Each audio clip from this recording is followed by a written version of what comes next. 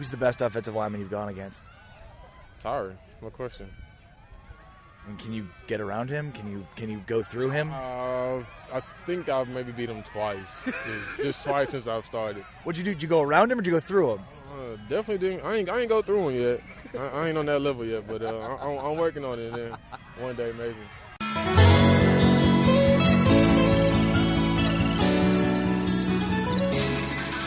Today is Friday, August 3rd. This is the Cowboys Beat on CLNS Media. I'm Ari Temkin. On today's episode, we're going to visit with Cowboys rookie pass rusher Dorrance Armstrong. He's going to tell us the action movies that he likes, the video games he enjoys playing. Plus, we'll also speak with starting free safety Xavier Woods. Coming to you from Oxnard, California, where I've spent the last week watching Cowboys practices. And there's a lot to see, certainly at practice. There's a lot to take away and a lot of conclusions to be drawn as the excitement of football is here. And the elation of pads coming on and plays being called and formations being run and all of the excitement. But at the same time, the game of football, like all other games, are about a long journey. And that there are no drastic sweeping conclusions to be made based on what you see in a day or a week or even a couple of weeks. It's a long process and a long journey. And this is, and has to be, the start of it. I want to get into Dez Bryant's Twitter rant, some of the comments being made here at camp by Cowboys coaching staff about Dez. But I did at first want to make some observations of what I've seen at camp over the week that I've been here in Oxnard, California. The Cowboys offense is going to look a lot different from the receiver's perspective. They have what they call versatility with their receivers. So Cole Beasley, traditionally a slot receiver or a Y receiver, will be lined up on the outside in what is traditionally known as the X position. Allen Hurns, throughout the course of his career, has been both a slot receiver and an X receiver. He was lined up in those spots. Tavon Austin in the slot. They are working Michael Gallup and Terrence Williams in all these different routes, all these different combinations, inside, outside. They have a level of interchangeability, a level of versatility. Now, that isn't what Cowboys coaching staff said. Sanjay Lal, their wide receivers coach, that isn't the ultimate goal of this team. They're trying to at least experiment and see which players run the best routes. Sanjay Lal told me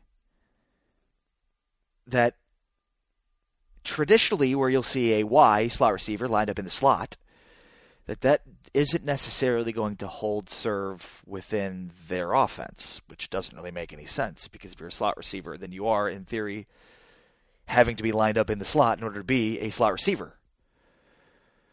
So what he entirely means by that remains to be seen, but certainly we're seeing Cole Beasley line up on the outside as much as he is on the inside, in the slot on the outside, Allen Hurns. There is a level of versatility with the receiver core that they like, and we'll see how that translates on the field. You know, the disadvantage that a guy like Cole Beasley has lined up on the outside is traditionally outside corners are bigger and more physical. So if it's about what they refer to as the release, the line of scrimmage, which is everything, right? You've got to get that step, and the release is everything. If bigger physical corners can basically hold up and prevent a smaller receiver like a Cole Beasley or a Tavon Austin from releasing, well, then there's the disadvantage. But what Sanjay Lal, Scott Linehan, Jason Garrett have all been saying is that they think there are advantages that smaller guys have in that position when matched up against more physical receivers. Again, a very important observation that I've made at camp is they have a lot of receivers that can play a lot of different roles, and they expect to be extremely creative with the roles that they have for all of those guys. And obviously this is of utmost importance for the Cowboys' success this year, because while I know they're going to be built through the ground game, teams are going to bail out to stop the run. You have to be able to pass over the top of them. You could win a handful of games with Zeke and that offensive line against teams that are defensively aligned to stop you, but you're going to have to be able to win games through the air when some teams do that, especially when it gets down to the playoffs. So their ability to keep a defense honest with a consistent passing game is of paramount success for their ability this year. The other thing that I've seen at camp is that second-round corner Chidobe Awuzie is a star in the making. He's got a new number this year. Last year he wore 33. This year he's number 24. He's got a confidence, a swagger. He's got the it factor, and every time the Cowboys throw his way on 11-11 or 7-on-7 drills during practice, he's blanketing guys and he is batting passes away. I mean, he is not allowing any completions on him. He is everything you want out of a number one corner. Again, it's a journey, it's a process. There's a lot of more practices he's got to build upon, but he's got the confidence, he's got the attitude, he's got the physical abilities of a guy that could be a lockdown corner in the NFL. And with apologies to Travis Frederick, with apologies to Zach Martin and Zeke Elliott, and Chidobe Awuzie has been the best player that I've seen at training camp so far. Travis Frederick is 2, but Chido is the best player that I've seen from Cowboys camp while I've been here. A couple of quick notes. As I've been doing a lot of live streaming on Phantom while I've been out here at facebook.com/watchphantom. Everybody's enamored with 2 people, Bo Scarbrough and Rico Gathers, so I will quickly address those 2 because I'm sure that it's in the back of every Cowboys fan's mind, because I've literally been asked the status of Scarbrough and Rico Gathers on every stream I've done, and I've done like 3 per day. It's been a lot, and so it's a lot of questioning on these 2 guys. So I'll start with Bo Scarbrough, who is a 7th-round pick out of Alabama. Everybody knows him. He's a pretty big name, so everybody's sort of enamored with where he is on the depth chart. He is, at this point, 3rd at best on the depth chart, and 4th if we're probably being honest. Bo Scarbrough that is, and it remains to be seen whether he can become a viable contributor on special teams. You know, Rod Smith is the Cowboys' 2nd-string running back. So for Bo Scarbrough to have a roster spot and be that 3rd-string running back, he's got to be able to contribute in a meaningful way on special teams. The reason the Cowboys brought back Darius Jackson, who's been with this team before, has been on the roster before, is because they know he knows the offense, he can run the ball, and he can contribute on special teams. Darius Jackson is going to be the 3rd-string running back for the Cowboys if Scarbrough can't figure it out on special teams. The other guy I get asked about all the time is Rico Gathers, who everybody's enamored with, and Rico is 4th on the depth chart at tight end. He has shown a level of versatility, or he has not shown a level of versatility and the ability to block. You know, he's obviously had some pretty productive preseason games that have a lot of people excited. But, I mean, at this point, either he's not developing because of him or he's not developing for the coaches, but he's buried on that depth chart for whatever reason. And, you know, Blake Jarwin, Jeff Swaim. Jeff Swaim's the 1st string, Blake Jarwin 2nd string. You know, these are guys that haven't had a lot of completions, haven't had a lot of catches in the NFL. They had, I mean, very few, both of these guys in college, very few catches. So, I mean, off the bat, it's a mess at tight end for the Cowboys. I mean, not only are they trying to replace one of the greatest of all time and a Hall of Famer, but they're trying to do it with guys that have no history in the NFL or in college football as being pass catchers at all. Jeff Swaim had like 30 catches at Texas, maybe less, his entire time there. Blake Jarwin, same thing. So now Dalton Schultz has a lot more catches throughout the course of his career at Stanford. He was at practice for the first time after the birth of his child on Wednesday, caught a touchdown pass. So one of my areas that are of biggest concern as I've been out here is tight end. As for Dez Bryant, who remains unsigned, the New Orleans Saints thought to be a potential target for Dez Bryant. They've gone out and signed Michael Floyd. The Patriots, also potentially in need, have signed Eric Decker. Perhaps the Browns will be the last team standing, but Dez Bryant still unsigned. We'll get to his Twitter rant and the reaction from the Cowboys coming up. On the Cowboys beat, let's visit with Dorance Armstrong, Cowboys rookie defensive end. So how is it, man? How's it transitioning from KU football to the Dallas Cowboys? You know, It kind of wasn't a transition. Well, it was because pretty much everything that we do individual is a lot faster. Everything's about tempo and condition. But as far as the position, getting off the ball, rushing the passer, that's just something that I've been doing for a long time in the same position. So I think I really fit the scheme. What would you say is your best asset? Rushing the passer. But, I mean, when you, as a pass rusher, what is your best asset? What's your best ability? My speed, and then that'll set up for my counter. So I have to go off my speed and everything I do. So the Cowboys have one of the best offensive lines in the NFL. And, they certainly did a couple of years ago, or were the best a couple of years ago. And they took maybe a step back last year. But, I mean, these guys are very, very good all-pros along that offensive line. So when you go one-on-one, as you do in the drills against the Zach Martin or Travis Frederick, or not, obviously Tyron Smith has been in and out with the back issues. But, I mean, what do you – I mean, are you just thinking go straight for speed? Are you trying to – I mean, do you have a move plan? How does that work? It's all about your get off. That's the first thing you're going to start with. So you get off the ball that fast before he do, and then your speed is going to beat him, and then it'll set up for your counter move. But if I come off the ball, first thing I do is think about my speed. Just get off and get upfield as fast as I can. Who's the best offensive lineman you've gone against? Tyron, no question. And can you get around him? Can you go through him? I think I've maybe beat him twice. just twice since I've started. What'd you do? Did you go around him or did you go through him? Definitely didn't. I ain't go through him yet. I ain't on that level yet, but I'm working on it. And one day maybe.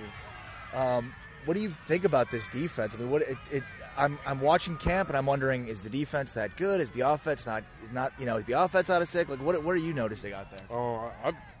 The guys come out here and fly around every day, both sides of the ball. Come out here and compete their butts off, and show up on film. Just guys make plays here and there. I mean, there are a lot of guys along the defensive end rotation, pass rushing rotation, right? I mean, as far as how many they're going to keep versus how many guys are competing. Obviously you're a draft pick, so you're pretty sure to have a spot. But what's it like to compete with these guys who are fighting for their jobs? And these are some guys with big names that have made plays in the NFL. I mean, it's a business, these guys out here all trying to feed their family just like I am. And, I cheer them on, when they're competing and, help them critique on what something I see that they can get better at, and they do the same for me. So, we come together as one to help each other get better every day. What do you think of Kris Richard? He's a hell of a coach, I pay attention to him a lot, He's always positive, full of good energy. So I think that push that wears off on his guys, which wears off on everybody else. So he's a good example.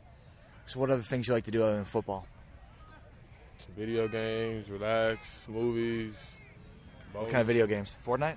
I haven't played since we got in camp, actually. Yeah, so I probably fell off. But you dabble in Fortnite? Yeah, I play Fortnite. Fortnite, 2K, Madden here and there. That's about it. Do you play online? Do you ever play with fans? Yeah, I definitely do. I got a couple of friends that I never thought I'd meet and just be playing with them often. I mean, if you have double-digit sacks, you're going to become a huge star in the NFL, and then people are going to want to be, meeting up with you and playing games. Yeah. So I guess the point here is I've watched you at camp, man. You're explosive. You got a great motor. I mean, you're making some really good players look bad at times. It's incredible to watch you, and not just as a Jayhawk myself. So, you have a big year this year. People want to get on the Dorance Armstrong train right now. So, how can they find you to stream with you now so that once, you become a big star, they've already met you?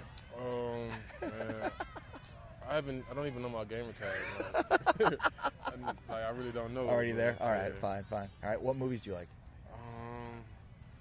I like action movies. I like something that's going to keep me guessing on what's going to happen next. I can't watch no romantic movie or nothing like that, so I watch all action. What's the best thing you've seen so far in action?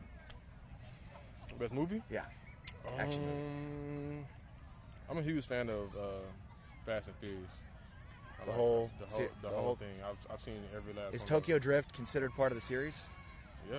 It is? Yeah, I think so. Okay, all right. I didn't know. Some people say it's not. Hey, I think so. All right, Dorance, good luck this year, man. Thank you. Let's visit with Xavier Woods, starting free safety for the Dallas Cowboys. So how's it going, man? It's been going good. How about you? Not bad. Starting free safety, how's that sound? That sounds good, but, it's not. I'm not proven, so it doesn't really hold any weight. No? So, that's your mentality going. How are you doing that? Just every rep, every practice. How's that work? Every opportunity I get, I try to make the best of it. Practice reps, and then when we get to the game, make the best of my opportunity. And so you played corner, you played some safety. I mean, is this a transition for you, or how is that? No, safety is my normal position. I mean, I've played safety my entire life. But last year I was called to play nickel, and I excelled at it. I mean, I felt comfortable there as well. I played a little nickel in college. So, I mean, wherever I get to, if I get to play on the field, I'm going to try to excel at whatever position. Is there a similarity between playing nickel and being a free safety? Kind of, sort of, but not, the coverage-wise. But other than that, not really. I mean, you still out there playing. You still get those reps of being out there. Tell me about Kris Richard. I mean, I think as a defense, we love that guy. And then as a secondary, I mean, we're in love with him. I mean, he's coached arguably one of the best secondaries of our time. And to have that guy in our room and teaching us and instilling those things in us that he instilled in Legion of Boom, we're taking in everything that he's trying to give us. I mean, is it just that reputation, or is it just also the way he communicates? Like, what is it about him? The reputation comes first. I mean, he's proven. That comes with the respect. We're going to respect him for that. And then the way he coaches, the way he teaches, the way he coaches us about life as well, that what kind of sets him apart from different guys. Like philosophy? Yes. Yeah. Deep thinking? Oh, yeah, for sure. What kind of stuff? Like philosophers? First off, he's a holy man, a spiritual guy. He believes in the Lord. He instilled that in us on the first day. And then it's the way he talks to us about life, what correlates from football to life, which is a lot. That's really big on us as well. All right, Xavier. Good luck this year, man. Appreciate it. Thank you.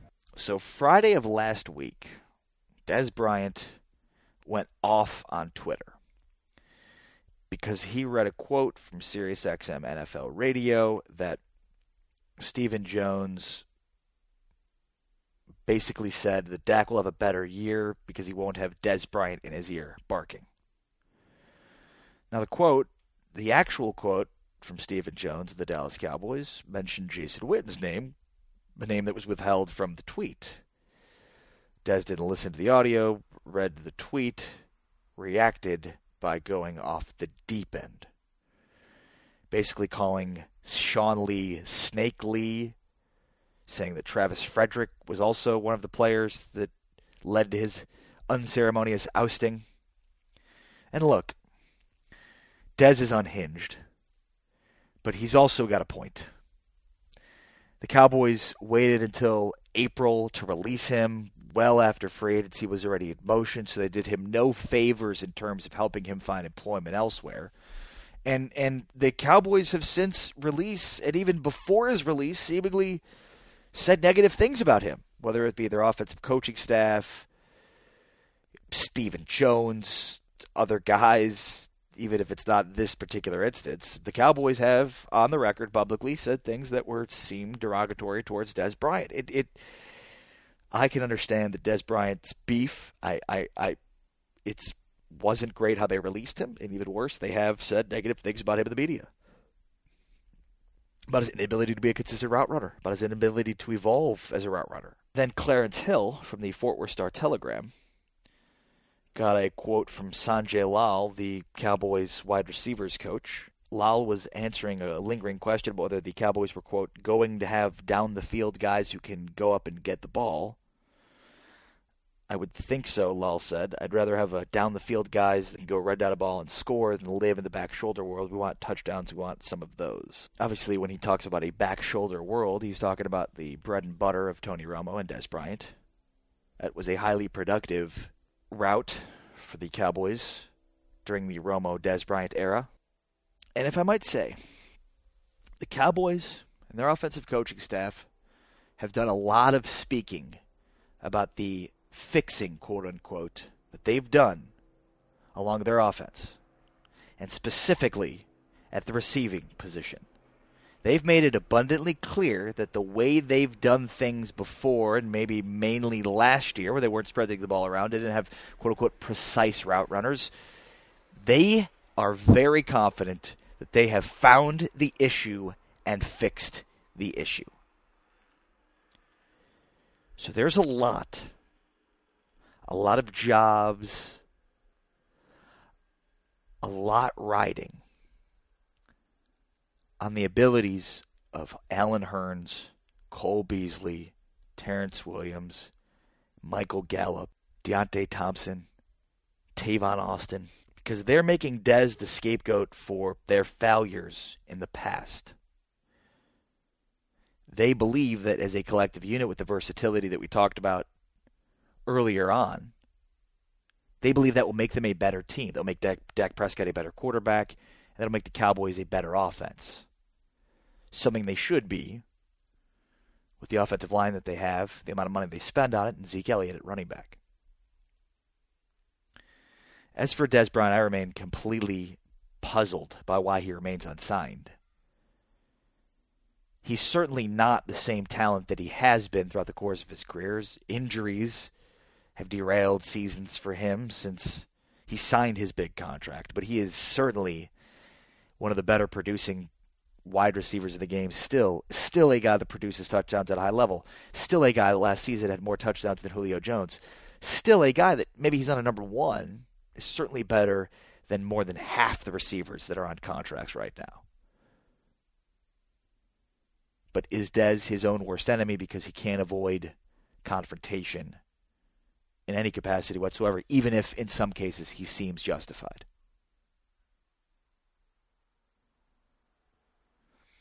I'm Ari Temkin. This is the Cowboys Beat on CLNS Media. Make sure to follow me on Twitter at Ari Sports, A-R-I Sports.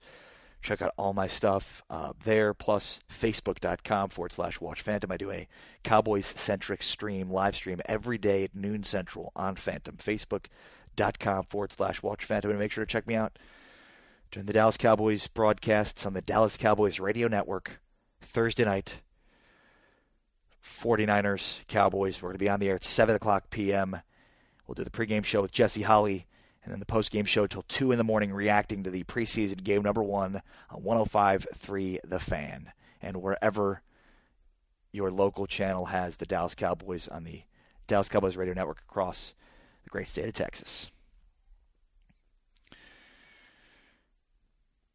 All right, I'm back next week. Back in Dallas next week. So for now, I'm out. Peace.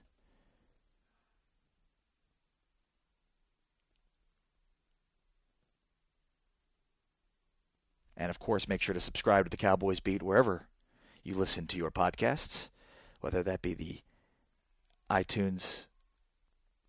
podcast app on iTunes, Stitcher, or the CLNS Media app. All right. For now, I'm out. Peace.